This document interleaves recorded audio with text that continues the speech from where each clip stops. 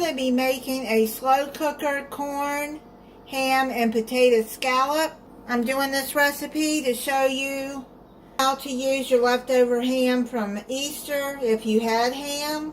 You're going to need 1.5 cups of cubed ham.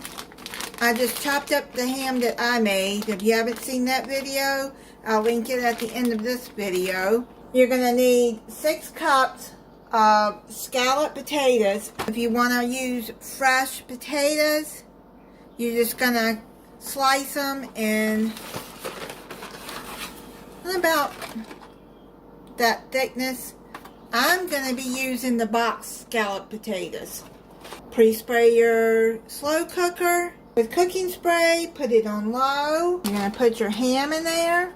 I'm just going to dump the whole bag in there. That looks about 1.5 cups. You're going to put a 12-ounce bag of frozen corn in there. I thawed it out a little bit. Add a 1/4 cup of chopped bell pepper. It's not a lot. It calls for 2 teaspoons of minced onion. I couldn't find minced onion, so I'm just going to add a 1/4 cup of chopped onion in there. Oh, make sure that I got the right end to stir it, where people lose their mind like they did in one video where I use this part instead of this part. I'm like, really, it's not a big deal, people. As long as it gets stirred, it doesn't matter what end it's stirred with, as long as it gets stirred. See, this end just stirs just as well. There's a lot of sadness going on in this world. Too much to be going on, to be worried about somebody stirring with the wrong part of the spatula. Move this over. Get you a bowl. You're going to need 1/2 cup of milk. And I'm going to add this cheese that came with them potatoes. I'm going to add those in there. Add that in there. I don't want to waste it. Then you're going to need a can of cheddar cheese soup. This is a 10.75 ounce can. Add the whole can in there. Add 2 tablespoons of all-purpose flour. Stir that all together.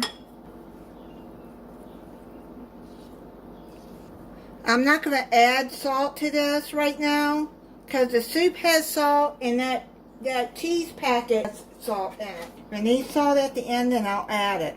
Add your potatoes across here. And then you're going to pour the cheese sauce all over the potatoes. It'll go down in the rest of the dish. Spread it out. You're going to cover this and cook it on low for 7 to 9 hours until potatoes are tender. If you're using fresh potatoes. If you're using these potatoes, since the ham is done, it shouldn't take no more than at least 4 to 5 hours. It's according to how fast your slow cooker cooks. Mine cooks kind of fast. So I'm going to check this in 4 hours and see if the potatoes are done. Checking to see if it's done. I'm going to stir this all up together. I'm going to check the potatoes.